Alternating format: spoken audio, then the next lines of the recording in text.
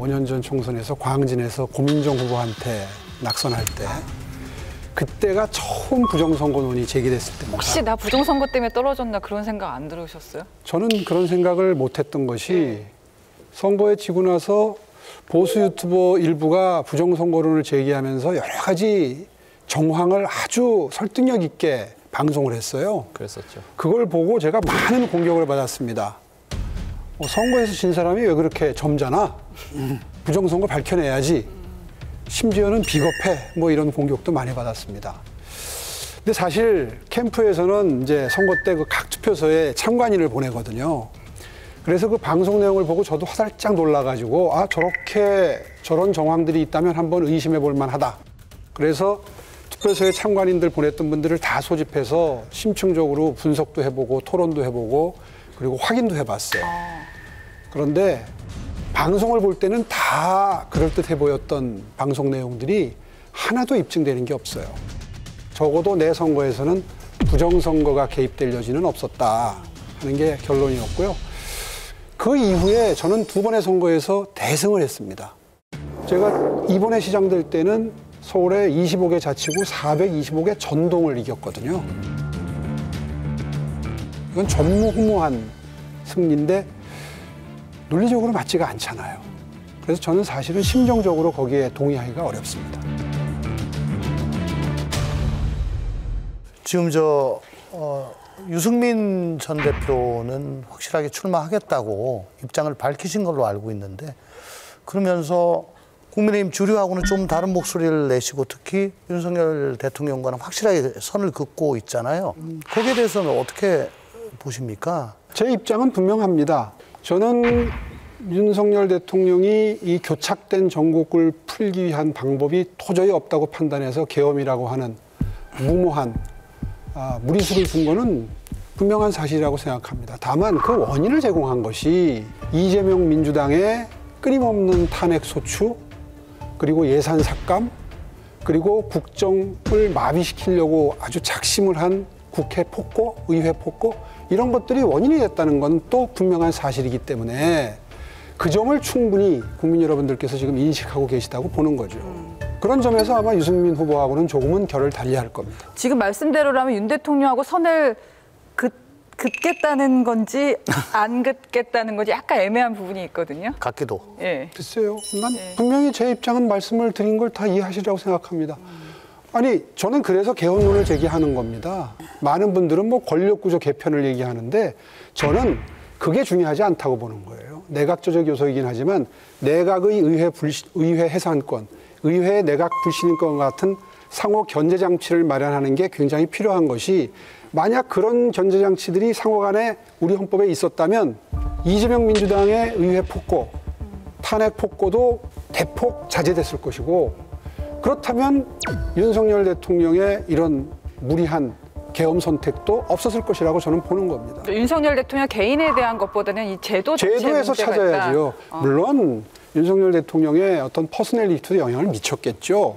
그러나 사람보다는 제도로 해결을 해야 되지 않겠습니까? 누가 그 자리에 가도 그런 일이 벌어지지 않도록 시스템을 만드는 게 중요하다.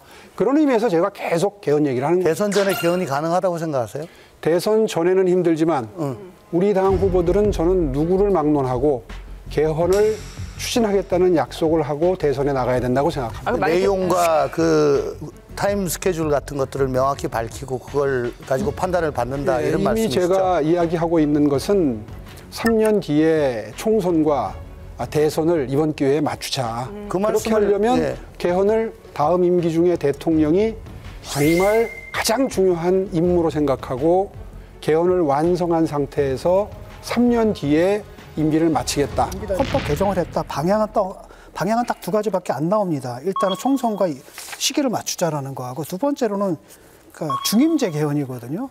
근데 이거는 사실 대통령 한 번 더 하겠다라고 하니까 지금 제왕적 대통령의 권한을 더 넘겨주는 거밖에 안 되고 아까 지금 말씀하신 것은 일종의 국회 해산권 같은 거를 지금 넣자는 말씀이시죠, 지금.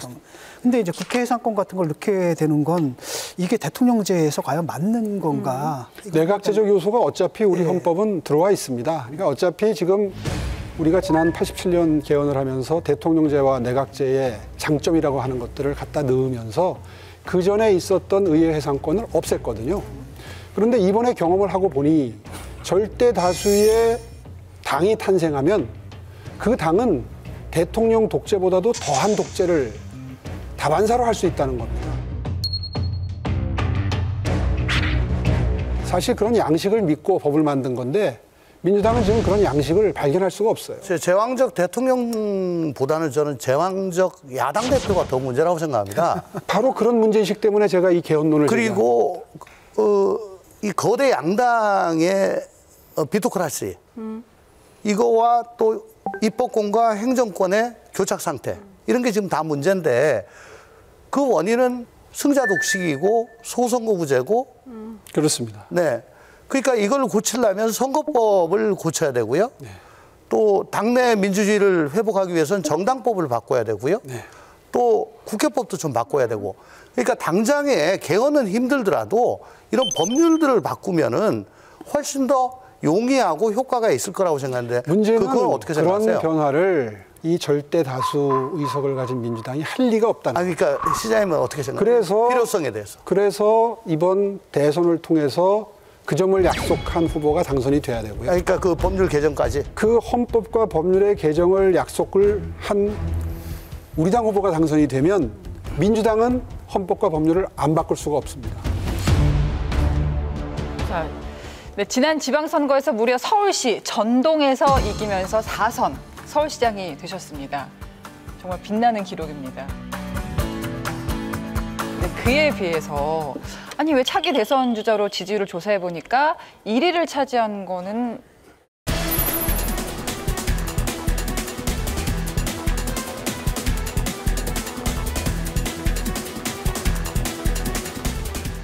검투사의 시대에 검투사 전성 시대에 검투사가 못 되기 때문인 거죠. 다시 말해서 여론조사는요, 많은 분들이 착각하는 게 답변하시는 분들의 비율입니다. 그러니까 적극적인 분들의 비율인 거예요. 근데 저는 합리 중도 쪽으로 많이 분류가 되지 않습니까? 그분들은 여론조사에 응할 확률도 매우 적습니다. 그 점이 항상 간과되고 있는 거죠. 그래서 막상 선거가 본격화되면 제 지지율이 거의 3, 4위에서 갑자기 오르는 경향이 있거든요. 방금 전에 언급하신 25개 자치구 425개 전동을 이겼다, 거의 다 이겼다, 압승을 했다 할 때도 초기에 여론조사 할 때는 저는 늘 3위, 4위입니다. 오늘 대선 출마 선언하시는 것 같은데. 근데 본선에서 이기기 위해서는 당내 경선을 통과해야 되잖아요. 지금 김문수 장관하고 홍준표 시장은 본선 경쟁력이 약해 보이지만 당내에서 유리할 수 있고, 반면에 오세훈 시장과 한동훈 전 대표는 당내 경선에서 약해 보인다. 이 점이 아무래도 이제 국민의힘 지도부에서도 고민이 될 것 같습니다. 저는 그 점도 생각이 많이 다릅니다. 왜냐하면 지난번에 이준석 대표 선출할 때의 그 TK, PK에서의 전략적 선택이 있었거든요. 우리 당도 이제 전략적 선택을 시작을 했습니다. 아까 진중경 교수님 호남에서는 전략적 선택한다 이런 표현을 쓰셨는데 영남에서도 합니다. 영남에서도 합니다. 지금 말씀하신 거 보니까 확실히 출마하시네. 출마 선언식인데요? 제가 말려들었나요? 예. 처음이랑 톤이 많이 달라졌습니다. 나는 경선도 될 거고 본선도 될 거다. 그렇게까지 분명하게 말씀하시면 재미없잖아요. What you say